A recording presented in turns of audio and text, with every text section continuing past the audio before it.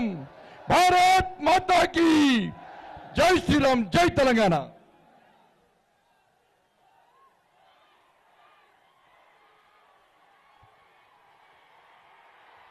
ఇప్పుడు మన యొక్క ప్రియతమ నాయకుడు జనసేన అధినేత పవన్ కళ్యాణ్ గారిని మాట్లాడవలసిందిగా మనవి చేస్తా ఉన్నా.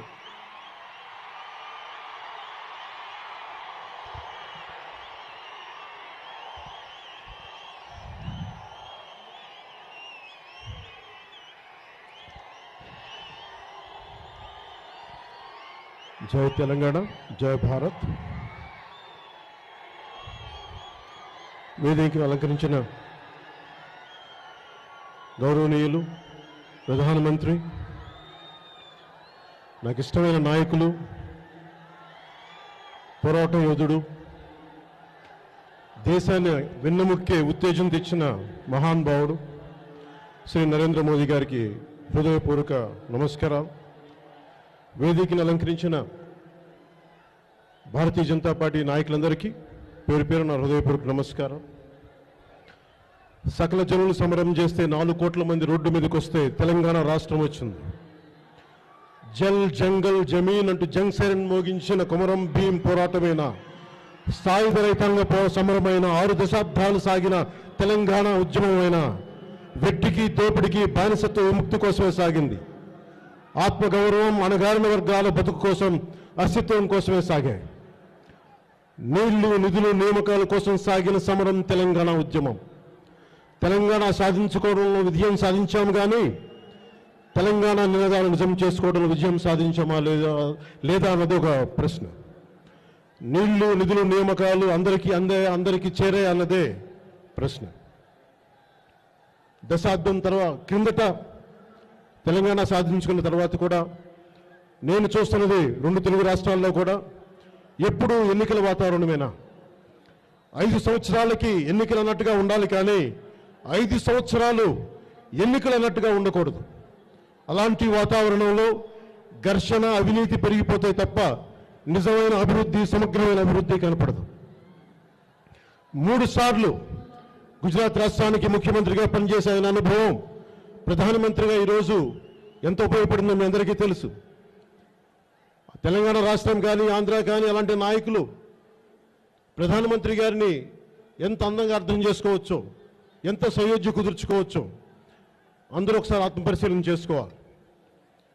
నిజంగా నరేంద్ర మోదీ గారు ఎన్నికల్ని దృష్టిలో పెట్టుకుంటే ఆర్టికల్ 370 రద్దు చేసేవారు కాదు. ఎన్నికల్నే దృష్టిలో పెట్టుకుంటే ట్రిపుల్ తలాక్ని రద్దు చేసేవారు కాదు. ఎన్నికల్ని దృష్టిలో పెట్టుకుంటే మహిళా బిల్లు తీసుకొచ్చేవారు కాదు. ఎన్నికల్నే తీసుకొస్తే రామ మందిరం నిర్మించేవారు కాదు. ఎన్నికల్నే తీసుకొస్తే నోట్లు రద్దు చేసేవారు కాదు. ఆయన ఎప్పుడు దేశ ప్రయోజనాలే వారిని నిర్దేశిస్తాయి తప్ప ఎన్నికల ప్రయోజనాలు కాదు. అందరికీ అర్థం కాదు ఎందుకు నేను నరేంద్ర మోదీ గారు నాకంత గౌరవం అని. 2004 నుంచి 2014 వరకు మన గోకుల్ చాట్, లుంబిని పార్క్ దాడులు మొదలుకొని బాంబే ఆత్మహత్య దాడుల వరకు ఎంతమంది చనిపోయారు, ఎంతమంది గాయపడ్డారు, చాలా మంది చనిపోయారు. మోదీ ఇలాంటి పరిస్థితుల్లో నా కోరిక ఎప్పుడు ఒక బలమైన నాయకుడు కావాలి, దేశానికి ఆత్మగౌరవం నింపే నాయకుడు కావాలి, ఆత్మవిశ్వాసాన్ని పెంపొందించే నాయకుడు కావాలి దేశానికి. అలాంటి నాయకుడు కావాలని నాలాగా కొన్ని కోట్ల మంది కలల కంటే ఆ కన్న కళ్ళకి ప్రతిరూపమే శ్రీ నరేంద్ర మోదీ గారు, ఈ దేశ ప్రధానమంత్రి. ఒక దేశ అభివృద్ధి కావాలంటే అంతర్గత భద్రత చాలా ముఖ్యం. ఈ రోజున 2004 నుంచి 2014 నుంచి ఎన్ని టెర్రరిస్టు ఉగ్రవాద దాడులు జరిగితే ఈరోజు మోడీ గారు వచ్చినప్పటి నుంచి ఈ రోజు వరకు ఎలాగ కట్టడి చేశారో మీ అందరికీ తెలుసు. మీకు మన దేశం మీద దాడులు చేస్తే వెళ్ళి మీ దేశంలోకి వచ్చి దాడులు చేస్తామని చెప్పి ధైర్యంగా చెప్పి భారతదేశంలో ప్రతి భారతీయుడికి గుండెల్లో ధైర్యం నింపిన వ్యక్తి ప్రధానమంత్రి మోదీ గారు. ఈరోజు ఆయన పథకాలు జల్ జీవన్ మిషన్, స్వచ్ఛ భారత్, ఉజ్వల్ యోజన, గరీబ్ కళ్యాణ్ యోజన, జనధన్ యోజన, ఆయుష్మాన్ భారత్ ఇలాంటివన్నీ ఎంత ఉపయోగపడ్డాయి దేశానికి అని. అలాగే WHO దీని ప్రకారం హైయెస్ట్ వ్యాక్సిన్స్ చేసిన దేశంగా ఆయన అద్భుతమైన విజనరీ అయిన ఉమెన్ ఎంపవర్మెంట్ కోసం కానీ మనకి అంతర్జాతీయ సంబంధాల కోసం ఈ భారతదేశం ఏ విధంగా అభివృద్ధి చెందిందో మనందరికీ తెలుసు. భారతీయ విదేశాంగ విధానం కానీ భారతీయ ఫారెన్ పాలసీ కానీ ఏ విధంగా మనందరి ప్రపంచం మొత్తం మీద మనల్ని చాటి చెప్పి భారతదేశం అగ్రగామిగా నిలబెట్టింది. అది నరేంద్ర మోదీ గారి నాయకత్వంలో. చంద్రయాన్-3 ఎంతోమంది వచ్చారు.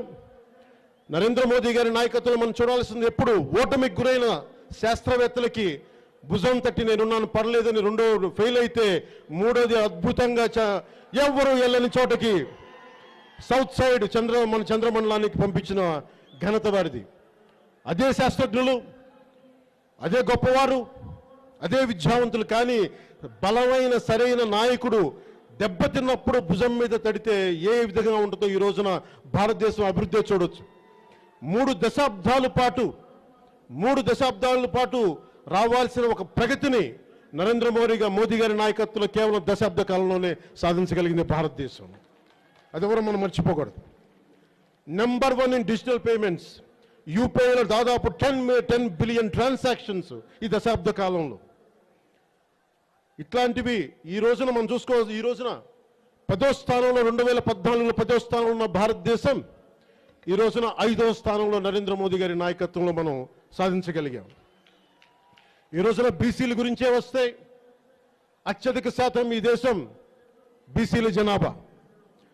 మేము వారిని ముఖ్యమంత్రి చేస్తాం, అనగారిన వర్గాలను ముఖ్యమంత్రి చేస్తామని చెప్పి నోటితో చెప్పడం చాలా తేలిక, నోటితో ప్రేమించడం తేలిక. బీజేపీ నరేంద్ర మోదీ గారు బీసీలు నోటితో ప్రేమించలేదు, సీటుతో ఇచ్చి ప్రేమించింది, మాటలతో ప్రేమించలేదు. ముఖ్యమంత్రిగా బీసీని ముఖ్యమంత్రిగా చేస్తామని ప్రకటించి మరీ ప్రేమించింది. మాటలు చెప్పి ప్రకటించడం తేలిక, ముఖ్యమంత్రిని చేస్తానని ప్రకటించడం కష్టం. తెలంగాణ పోరాటాల గడ్డ. పోరాటం అంతిమ లక్ష్యం శాంతి కోసం, అభివృద్ధి కోసం. పోరాటం అంటే చావడం కాదు, పోరాటం అంటే గెలవడం, లక్ష్యాల్ని సాధించడం. భాగవతం పుట్టిన నేల ఇది, తెలంగాణ భాగవతం పుట్టిన నేల ఇది. బతుకు భారం అవ్వకూడదు. ఈ భాగవతం పుట్టిన నేలలో బతుకు భారం అవ్వకూడదు. మోదీ గారి నాయకత్వంలో బీసీల తెలంగాణ రావాలి, సామాజిక తెలంగాణ నిలదొక్కుకోవాలి, బీసీలు ముఖ్యమంత్రి కావాలి. దానికి జనసేన సంపూర్ణంగా పవన్ కళ్యాణ్ సంపూర్ణమైన మద్దతు భారతీయ జనతా పార్టీకి, నరేంద్ర మోదీ గారికి ఉంటుంది. విజన్ 2047 దేశంలో ప్రపంచంలో అగ్రగామి దేశంగా కావాలంటే మూడోసారి ఔర్ ఎక్ బార్ మోదీజీ మనస్ఫూర్తిగా మోదీ గారు కావాలి ఇంకొకసారి ప్రధానమంత్రిగా. 2047 విజన్ ని భారతదేశమే ప్రపంచంలో అత్యంత అద్భుతమైన దేశంగా తీసుకెళ్లే బలమైన సత్తా ఉన్న నాయకులు, కొత్త తరం నాయకులను తీసుకురాగలరు. అలాంటి బలమైన దేశం, భద్రత ఉన్న దేశం, బలమైన ఆర్థిక వ్యవస్థ భవిష్యత్తులో ప్రతి భారతీయుడు చూడాలి. అలాంటి భారతదేశం కోసం సాయశక్తులు నా వంతు నేను కృషి చేస్తాను. ప్రధానమంత్రి గారికి అండగా ఉంటాం. ఈ ఎన్నికల్లో వారికి అండగా నిలబడతాం.